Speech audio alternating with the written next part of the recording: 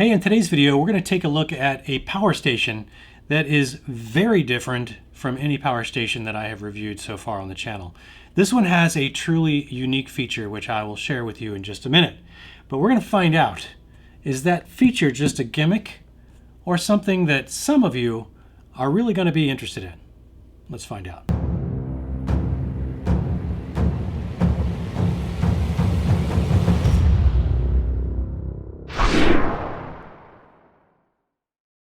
All right, let's get this beast out of the box and find out what you get.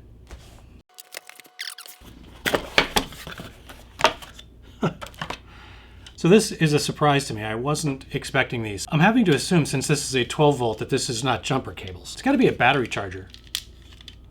So that must be what it is for emergencies, battery charger. It's kind of cool. Really, really heavy gauge AC cable. Kind of a standard computer cable, only heavier gauge than you typically find. This looks like an Anderson connector to a 12 volt. These are antenna. So Wi-Fi and 5G antenna. So that's unusual. And then there is a nano SIM adapter kit for a SIM card. Yes, you heard me right. A SIM card. So let's take a look at the star of the show. Ow! That is cool looking. It looks like two wireless chargers on top, if I'm understanding that. And before I show you what's in back, because that's where it really gets interesting. Three-prong AC ports up front.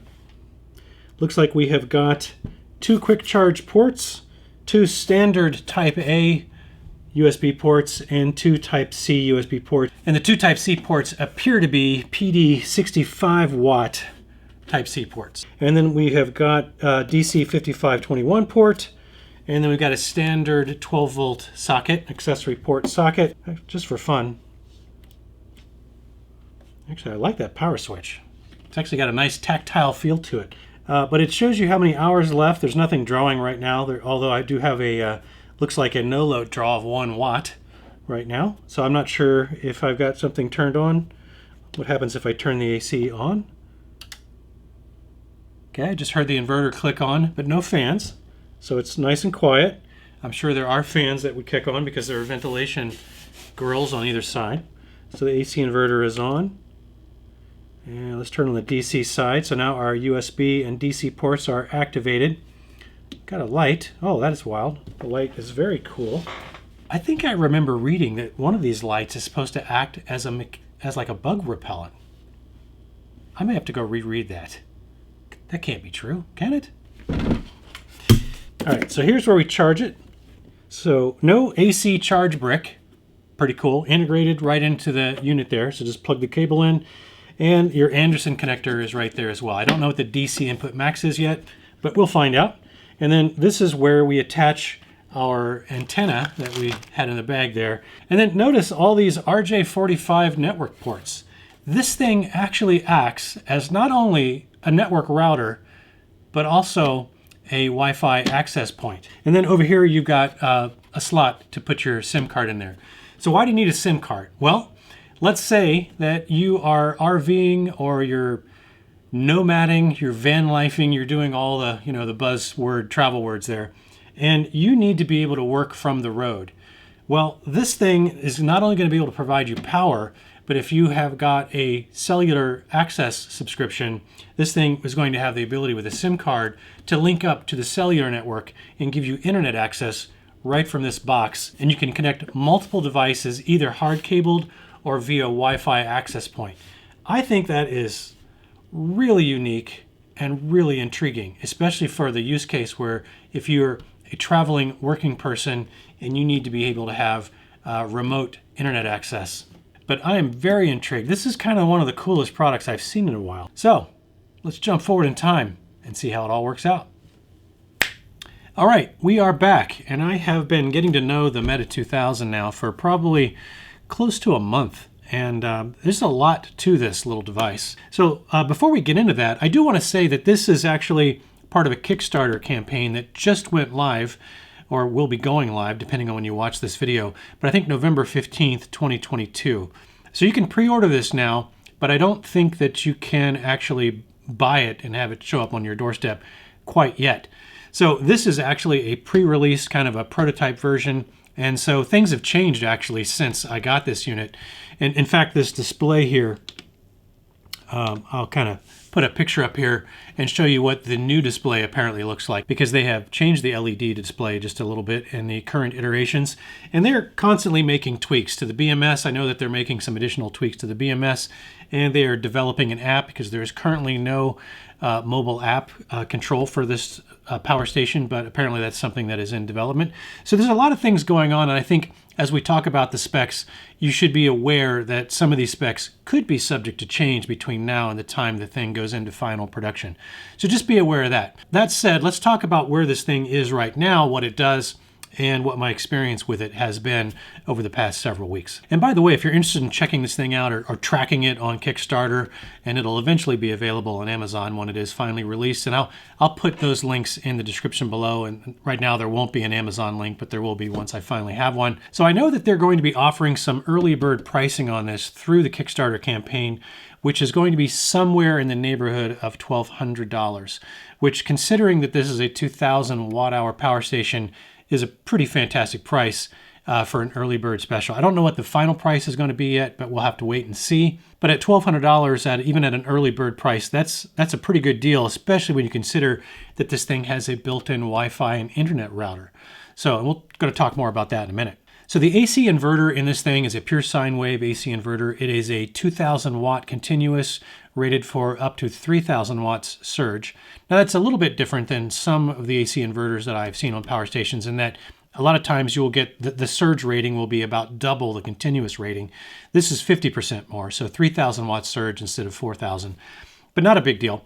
Now the battery chemistry on the Meta-2000 is a lithium NMC, or nickel manganese cobalt chemistry, basically the same chemistry as I've said in previous videos that Jackery is using.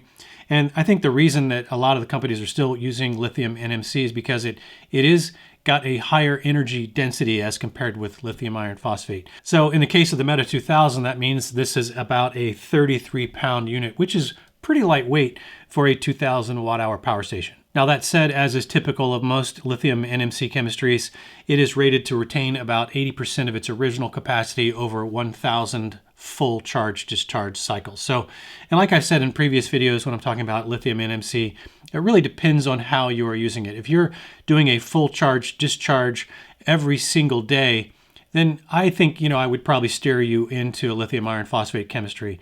But if you're not fully charging and discharging this thing every day, and maybe you're doing it maybe 50% every day, or even 50% or full for part of the year at a time, maybe a few weeks or a few months at a time, you're still going to reasonably expect about a 10-year functional life out of this, where you're still getting about 80% of its original capacity after 10 years of use. So it does have a pretty long life, even though lithium NMC has not typically got the life cycle rating that something like lithium iron phosphate has. Now, to talk about some of the other capabilities, as I mentioned, I think in the beginning segment there is dual wireless charging here, so you can drop your two phones at a time and be charging two phones wirelessly on the top of this, which is kind of cool. Now, I did test this thing for no load draw on the DC and the AC side. So no load draw, if you're new to this type of thing, is basically how much power does the circuitry consume if I'm not actually charging anything or running anything from the unit. If I just turn it on and then enable the DC ports, for example, I will get about a 6% loss of battery capacity over 24 hours. So that's only about a 0.25% per hour if I have just energized the DC ports. Now, if I have energized the AC ports, the AC inverter does require a little bit more power, and just a little over 1%, so maybe 1.15% is what I calculated, per hour is the battery capacity that you will lose just for running the AC inverter. And as is the case, anytime there's an AC inverter involved, you should power it down if you're not actively powering something, or you will be consuming battery capacity that you would otherwise be using to do something productive. Now, the rated battery capacity of this unit is just a little over 2,000 watt hours. I think it's 2,016 watt hours. And I usually go and run through a series of tests to see what kind of usable battery capacity this has. Now, that's kind of a little bit of a moving target right now, because they are still tweaking the BMS in the before they get into final production. But what you can expect, or what they have told me that you can expect, is around 80+% of usable capacity versus rated capacity, which puts it in the more or less average category in terms of usable battery capacity. Now let's talk about your charging options on this. You can obviously charge it through AC. You can charge it through your car, through the little car adapter that they give you. And you can also obviously charge it through solar. So let's kind of break down each one of those. So for AC charging, let me run a video and just show you, because they've got kind of an interesting couple of options here for AC charging. Now, when you're charging the Meta-2000 via AC, you can charge it with the power button turned on or the power button turned off. So let's just kind of show you the difference. If we leave the power button turned off and we take the AC cable and we plug it into the back, let's watch and see how many watts we are going to charge with here. And I think this is what Nikota calls their normal or slow charge mode for AC charging. So you can see we kind of capped out around 450 watts. It may fluctuate a little bit, but not a whole lot. And again, this is with the power button turned off. So let's try this again, and this time we'll charge it with the power button turned on.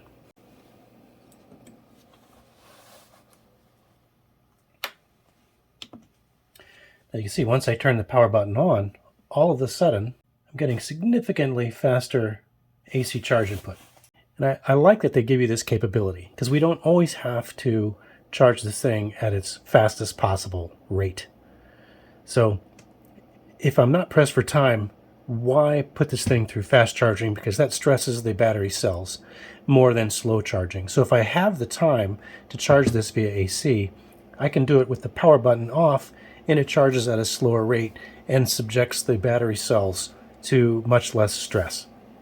But if I do need fast charging, I can turn the power button on, and as you can see, I'm getting almost 1500 watts input on this, and I can charge it much, much faster.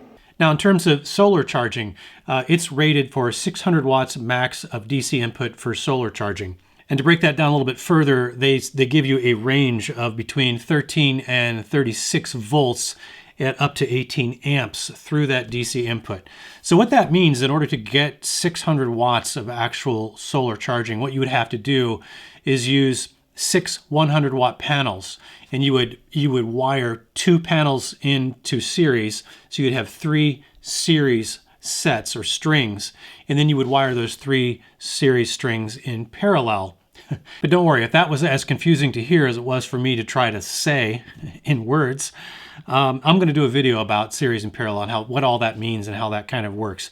But that's what basically what we would call a 2S 3P configuration, and that would allow you to max out the maximum volts and amps into this thing and give you about 600 watts of solar input. And if you were getting sort of realistic solar input from a 600 watt array, you might reasonably expect around 400 or so watts under very good sky conditions. You're probably not going to get the full 600 under most conditions.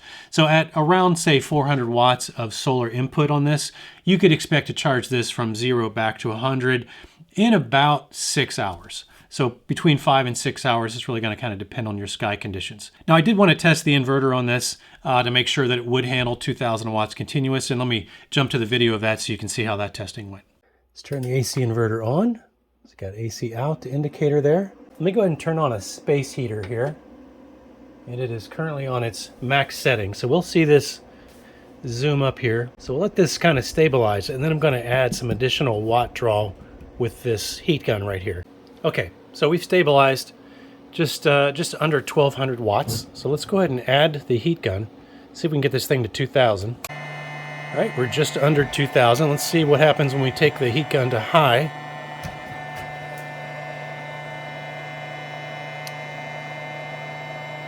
All right, we are well above 2000 now. So we are at 2200 and climbing.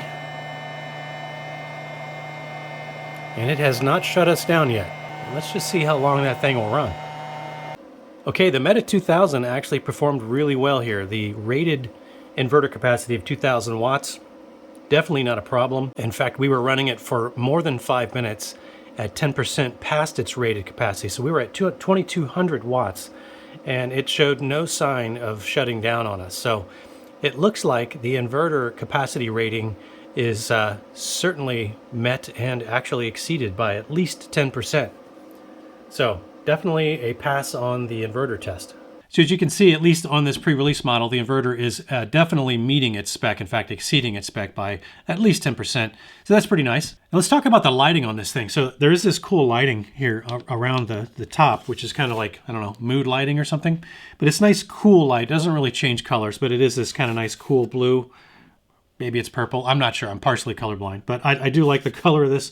Now, I did mention there was like this mosquito light, and I don't know if this actually repels mosquitoes, but I think what it does is it doesn't attract bugs. And it's this light on the side, right? It's kind of got that orangish yellow glow. So I think that is less likely to attract bugs versus the light on the other side, which I don't know if you can see that, but it's a fairly bright white light on the other side. And it's got multiple modes. So you can get it to flash and do all kinds of interesting things for SOS. And you can turn it off. So it does have different lighting options built into the unit, which is kind of nice. But let's get into what really differentiates this unit from other power stations that I have reviewed. The fact that it has built-in Wi-Fi and 4G internet connectivity. So it's got a WAN connection port and then 4 RJ45 hardwired connectors for network connections. So you can actually hardwire devices if you don't happen to have Wi-Fi.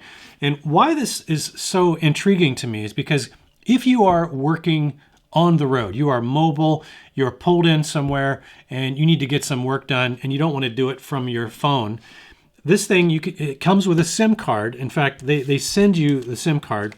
You just basically plug the SIM card into the back. You go onto the website that's listed in this little pamphlet here, and they give you like a free couple of days and maybe 100 megabytes of data. But that's really the data that allows you to get onto the network so that you can buy a longer term plan. And it's pretty straightforward. It's relatively inexpensive. It supports the major carriers like T-Mobile, AT&T, and Verizon here in the US. And you can get plans for as cheap as like $15 pay as you go kind of thing. And you can get annual plans and things like that. You can also use a SIM card from your own wireless provider if you wanted to pay a little bit more from AT&T or Verizon, for example. You could get a SIM card from them and plug it into the back of this and enable this to connect to the Wi-Fi or the cellular network for internet connection.